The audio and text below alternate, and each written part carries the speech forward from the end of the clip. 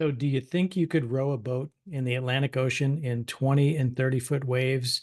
And I'm not talking about just a little bit offshore. I'm talking about transatlantic. You think you could? Could you do it at age 71? Well, Robert Owens, our guest today on Make Your Move, did just that. He is an impressive figure, and he is also in the book, as all of our subjects are. He is chapter 38 on page 125. And what a story. Robert was of the Vietnam era, but came into the military and was a special forces operator in the Air Force. And have you ever heard of anybody that drove Winnebagos around Europe during the Cold War? Yeah, he'll get into some of that detail, but he really has figured out how to help others. And he, to this day, helps lead other military forces, college students. He teaches and supports the crew program at the Orange Coast College of Newport.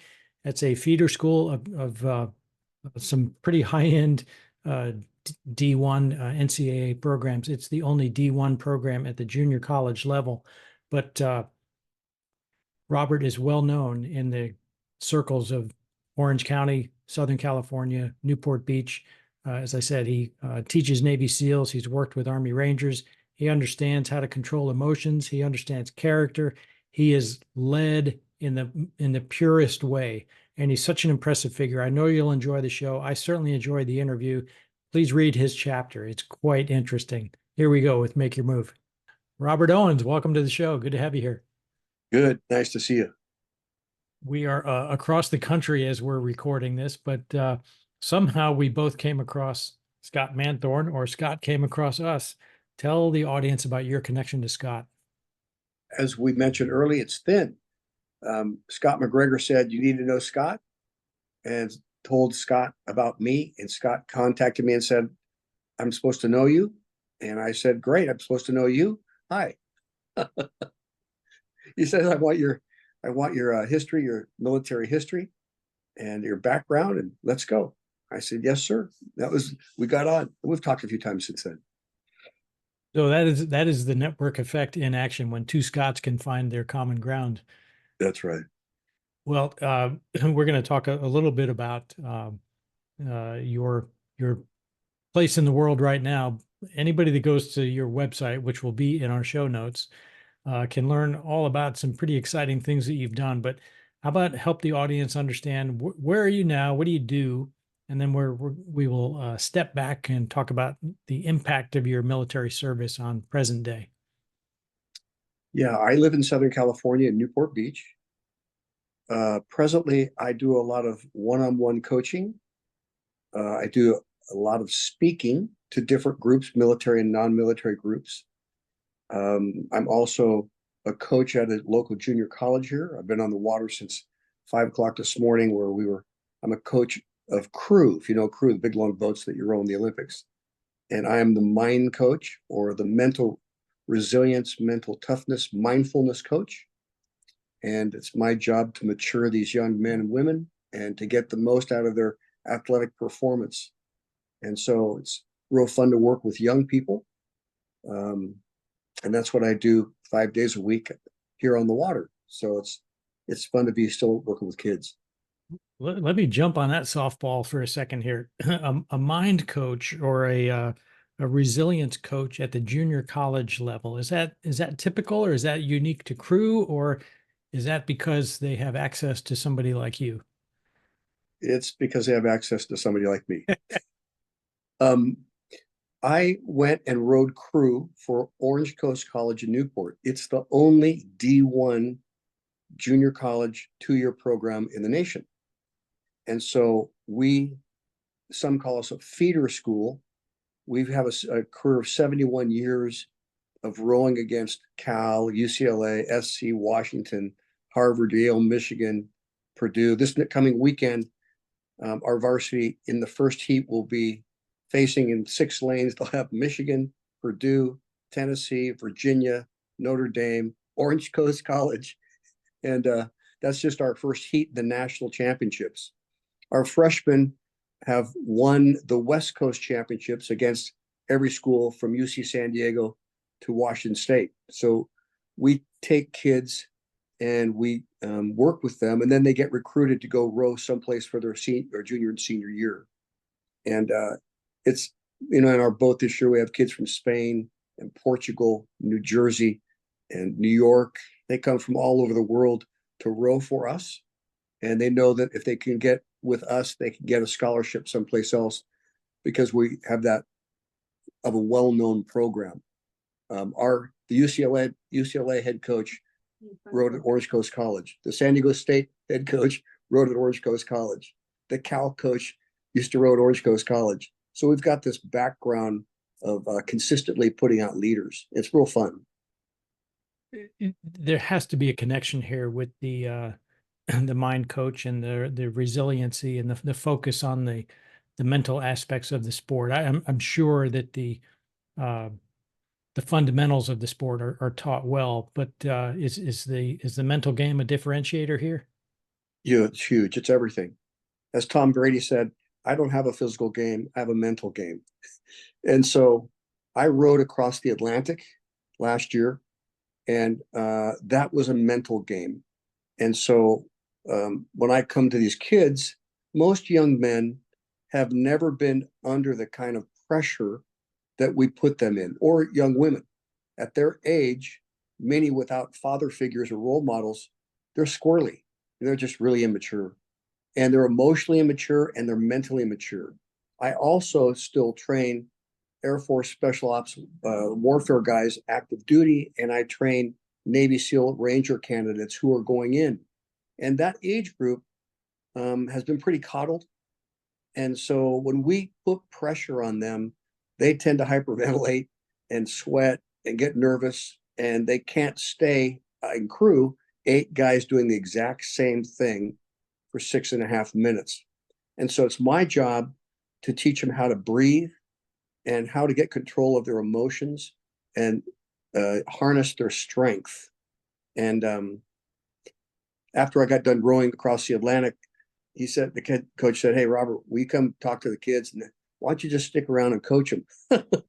And you can be the head coach, get in their head." So I'm fortunate to be able to have this opportunity, and they're fortunate to have a mind coach. Every pro quarterback has 3 coaches. He has a skills coach, a conditioning coach, and he has a mental coach. And so we talk to these kids about thinking about their thinking and how to stay in the game under pressure. And then we practice that kind of pressure and grow them up and mature them. It works in their grades. It works in their life. We help them face the things that they thought that they can't do, or they don't know how to do, or they don't know they want to do. And then they gain confidence. So it's real fun. I want to just peel a couple of things back for those in the audience who have not yet looked at your website, because I want to make sure that they look at your website. I'm going to let you state your age because it may surprise some. If you're okay with that, I think I read it on your website, but I'll let you state your age. Yeah, I'm 72. I'm the And oldest American to ever row across the Atlantic. yeah, I just wanted to make sure people got that meant at age 71 you were rowing across the Atlantic. Now I have sailed across the Atlantic, and it is a huge body of water. Where did you sail from? I've sailed it too. Well, in Navy ships Oh, from Norfolk and Charleston and Mayport, Florida, to Strait of Gibraltar. I've been halfway oh, around the world and back, but it's when you're out of sight of land on a boat that you're rowing, and I've seen the images of the vessel you were rowing. Uh, that is impressive. I hope everyone in the audience goes to check that website out. they But might like the let's go ahead. they might like the documentary that I did. I rowed across the Atlantic to raise funds and awareness for veteran suicide. And so there's a documentary on it and talking about the guy, that the Navy SEAL friend of mine that killed himself. So but yeah, when you're out in that ocean, we took off from the Canary Islands, and 2.5 days in, we hit the storm, and the storm had these waves for 3 days straight of 3 stories high and cresting and breaking down on the boat. The 2 boats behind us, 2 of them capsized, 1 broke in half. And the guys were floating out in the Atlantic with their life vest on for 2 or 3 days till some freighter came by and picked them up. So it's when you get out there, there's no support boat, and it it's a fun experience. You better have your A game with you. I- for sure. And so, that wasn't the only high end sort of activity that you rattled off there. You talked about coaching SEALs and special operators. That is the highest level game in military operations and military preparedness, at least for the individual and the team level activities. But that requires a tremendous level of fitness, commitment, engagement on your part that it has got to be invigorating. You know, you're 72 and you're trying to stay relevant. And these young kids look at you and go, "You're old. I mean, what are you doing here?" And so you better have your A game. You better be ready to go, or else they'll just whittle you down and marginalize you. And my dad told me when he was 95, he said, "Robert, stay in the game as long as you can and stay relevant because they'll put you on the shelf pretty quickly when they think that you don't have anything else to give anymore." So I'm working hard at staying in the game. Let's see if we can put some connective tissue in place of your more recent activities with your active duty time. Where did you figure out that you had this skill set that would allow you to do what you're doing today? I know some of your military background, but was there a moment? Was there an epiphany, or did it unfold over time with a variety of doors opening? No, I was lifeguarding the beach, Southern California, and we had two pararescue reservists on our lifeguard group in San Clemente, California. And they were always head and shoulders above all the other guys, the age group. They walked straighter, they talked better, they looked better, they acted mature. And I had dodged the draft, I had dodged the Vietnam War. And they came to me and said, "Hey, Robert, you need to come in. You have special ops in you." And I had a lot of snakes in my head. I didn't see that I had anything in me, hardly but a 2.0 grade point average. And to my father's Mensa chagrin. And they said, "If you'll do what we say for 6 months, you'll be surprised that the talent that's lying within you." And I did not have faith in me, but I had faith in their faith in me. And when they said, "Robert, we're having so much fun and you're really missing it. All we do is mountain climb, scuba dive, parachute, go to REI, buy our stuff, and have a little haircut." We're not normal military. We have more fun than people can imagine. And there's very few of us. When I went in, there was 200 of us and 3,000 Navy SEALs. So, we were a unique group. Anyway, I did what they said for 6 months, and they worked me out and stuff. And when I went in, again, having never been a leader or had much self-confidence, out of the 150 guys in our class, we graduated 10, and they made me the team leader for pipeline. And the coach, or the coach, the staff guy said, "Why aren't you a leader? Because everybody's watching you. Why won't you lead?" And I said, "Because I've never led before. I mean, I'm a follower. I just keep my eyes down and do what I'm told." He said, "No, you got talent. You need to up your game." And he was real funny. He said, "I'm going to help you up your game because these guys that you got, the guys, and they were a wild class. I mean, they were dippers, gun shooting, drunk. They were not your normal guys." And he What said, what "If year one was of this? What year was this when you came in? I got into 73 at the end of Nam." Yeah. And when he said that, he said, "And if one of these guys gets in trouble next week at jump school or any of the pipeline schools, I'm gonna get on a plane and have your ass. Do you understand me?" And I said, and I grew up so quick, real quick, just like that. I grew up, felt responsibility. I'd been getting a master's degree in irresponsibility, and all of a sudden, you just grow up, and you just change. When I all that finished, my dad looked at me, who was an army guy, and he said, "What happened to you?" And I said, "I don't know." He said, "You're different. My boots are bloused and my beret's on and standing there at graduation." And he looks at his mother and says, "Look at our son." And, it was just one of those moments where you just grow up, you know, those 9 months of being out there in the pipeline and doing stuff, and then, you know, putting guys in body bags and rescuing folks, and, you know, jumping in the Arctic, and, you know, it's snowing outside, jumping out of a 130 into a snowstorm, do a qual dive, you know, the water's 31 degrees and it's, you know, 18 degrees outside, and you're doing your scuba jumps, and, you know, all the kind of stuff you do, you just grow up. And so I'm blessed and fortunate that I had that experience of growing up in the military. Came out a different kind of guy. Serve? Pardon me? How long did you serve? Only 4. At the end of NOM, we had budget cuts, and they came and said we only had 9 units anywhere in the world, like, you know, 15 guys per unit, seemingly, and then some other stuff, and some guys were over with NASA and other places. But they came and said 20% of each unit has to get out in 6 months. So low men on the totem pole, you know, low hours of service or years in service, you're gone if the old guys don't want to get out. And my unit, the old guys did want to go out, and some of us young guys, they said, "You've been great. See you. Bye." Unless you want to go change, you know, to another career field. You know, it was a slightly different time. Were you otherwise inspired to try to stay? Like, some come in with no vision of doing a career. Did you think this would be a short-term thing, or did you know? When I went in, I was open to anything. I was just happy to be growing and changing and evolving, and I wanted to go the distance 20. I think 7 of my class went 25 years or more. But also there were so many guys coming home from Vietnam that were sour. They were bitter at the government, bitter being sold out, bitter at the way we pulled out. That also in my head, I said, gosh, I don't want to be bitter like these guys in my unit. I mean, they're angry. And I came in as an idealist that this is really going to be fun. And they're coming back from NOM just F-bombing everybody and everything.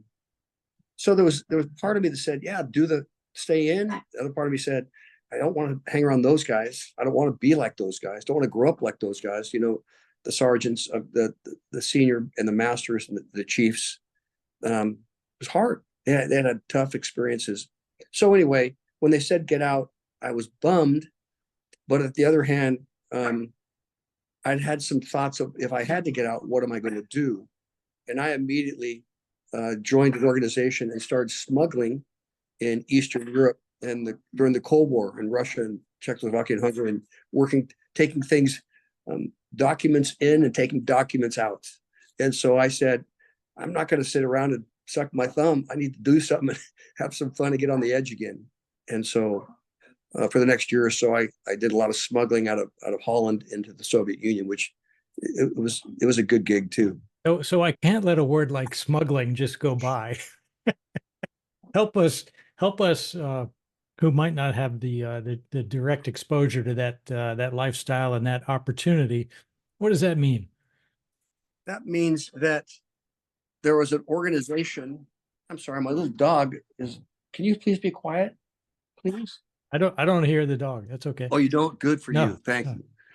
There was an organization that smuggled Christian literature in, and then smuggled NATO violations by the Russians out. At that time, the SS-22 missiles, they were being built in hidden cities that were not on a map, 100,000 people not on any map in the world.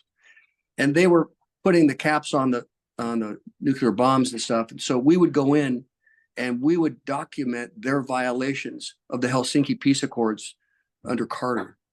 And we'd take pictures and get documents, and we would take all that stuff out to the West and get it to our congressional folks and to the FBI.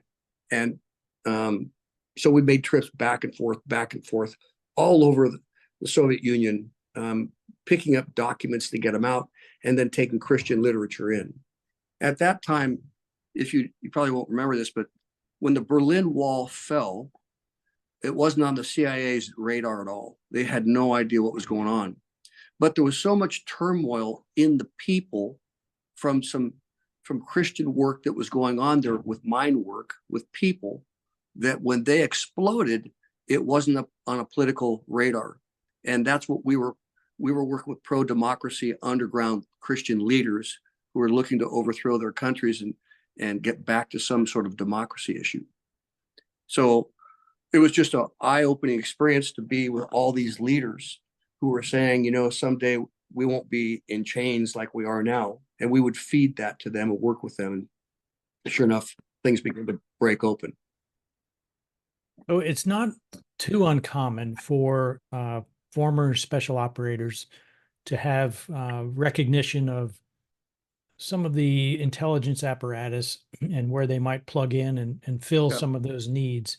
Is that the kind of opportunity that somebody recruited you for? Are you drawn into that kind of work? I heard about it and I wrote a letter and said, if I get out of the military, would you want a guy like me?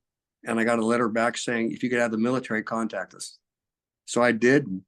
Within 6 months, I don't know how much you want to go down this rabbit hole, but there were motor homes built here in the United States that were specifically built for smuggling. And so I would go to Denver and I would be taken to a motorhome factory, and they'd take me in the back to these hidden motorhomes, and they showed me how the floors moved and how the walls moved, the ceilings were empty, and this is how this motorhome works. Then I would drive that motorhome to Houston, put it on a boat. I'd meet it in Amsterdam. I'd drive it to the location. I'd meet the team. We'd fill it up, and off we'd take off across to the country that we're going to, filled with all kinds of stuff, and then smuggle the stuff out. And we had all different types, sizes of motorhomes, from trucks with camper shells to big, like big, huge Winnebago types. And we'd fill those motorhomes up with college students, age kids, or with families who acted like they were on vacation. And they would just go in and worm their way around. And we would get to, let's say, Bratislava, and we'd have a list of directions for the next 2 weeks. And the team would memorize them in sync, go here for a day, 3 knocks on the door, come back at 3 a.m. They would open the door. Hi, we're from the West. Good. We have the documents for you. Thank you very much. Move. Then go to the next city. Then go to the next city. Go to the next city. And when we read that list of stuff, then we'd burn the list. So we had no evidence. And then we would look at each other. We had to have this memory going of where we're supposed to go and when, where, how. Sort of fun. And they used all kinds of people to get stuff in and out. One of the trips I made, we had one American team that hadn't been heard of for 9 months. And the U.S. Embassy was still being told there was nobody in the country, meaning that the Soviets were saying, you lose them, we're not talking about them. So it got a little edgy, but when you're young and stupid, it's just fun. I comment regularly that a lot of America has sort of forgotten about the post World War II era, but you're bringing to light the realities of the Cold War That's and right. what that was all about, and it wasn't that long ago, and sometimes we can lose sight by getting caught up in our own political events of the day within our nation's boundaries, and we forget what this international stage can be like. Yeah. Subsequently, I made 12 more trips to Russia later, teaching, doing entrepreneurship, and underground pro-democracy work. And I don't care if I ever go to Russia ever again. The curse of a Russian woman is to marry a Russian man. And most everything that's built over there is built by women because the men are mainly drunk. And there's a reason why you don't buy Russian shoes or Russian refrigerators or Russian cars. No one in Europe buys anything that's Russian except for gas and oil, because the productivity of a drunk culture and a wife beating, angry culture in the cold, they're tough people. They're the Serbs and them, they have a axe to grind with the world. And so, I watch Putin today And I watched Republicans, Democrats talking about Ukraine and stuff. And if you haven't been over there, you don't get it.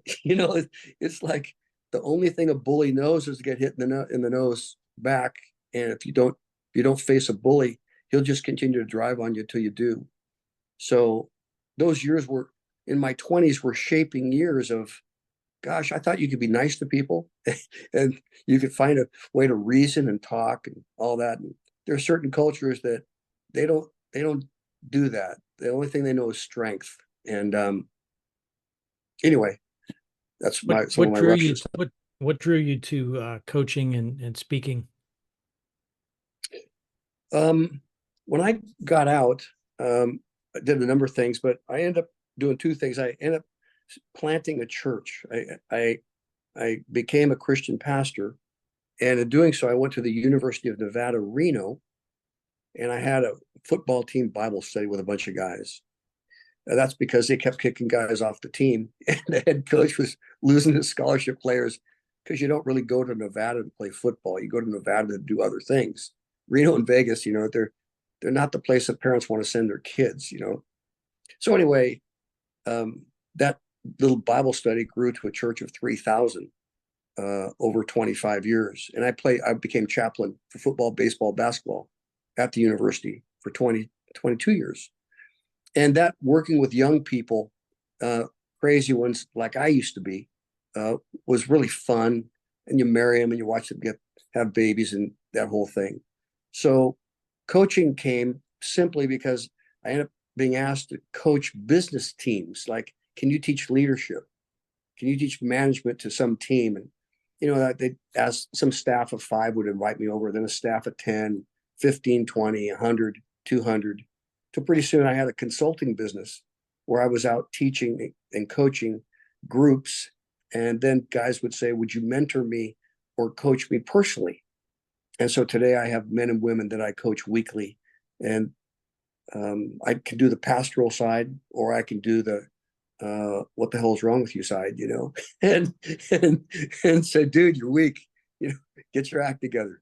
And so it's a fun thing to be able to help and give back, and coaching comes easy, speaking isn't too hard. And I just always say, what do you want me to talk on? And how long do I got? And when I leave, what do you hope to happen so I can help you hit the ball for the next 6 months? And they always give me, say this, tell these stories, and watch this group and see what they do. Then I get repeat invites, come back and Yeah, tell yeah. us some Well, more. with stories like you're sharing here, it's no wonder. Uh, Robert, a final question for you here. Here's a chance for you to give a shout out to a mentor of yours. Was there some individual in your life that made a difference and brought you along to the place where you are now? Sure. Actually, two. My high school water polo and swim coach, who just died 2 or 3 days ago at 87. Oh, He fathered a lot of young men. Those were the 60s and the 70s. And he was just a great guy. He ended up leaving my high school, went to Long Beach State, went to University of Michigan, and then became the U.S. Olympic coach for 20 years. And so his name was John Urbanchek. And he was just this real steady guy that grabbed young kids that were goofy and made us work out and talk to us. The other guy was my staff sergeant in pararescue school.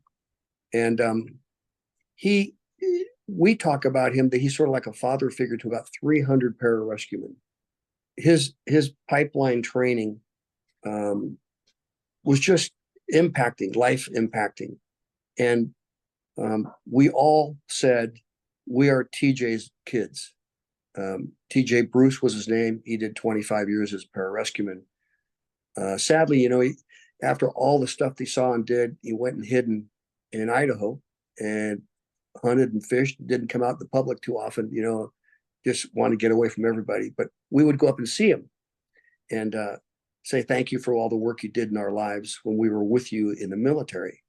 And so those two men, my father wasn't too engaged with me. And so I looked for guys that would pay attention to guys like me.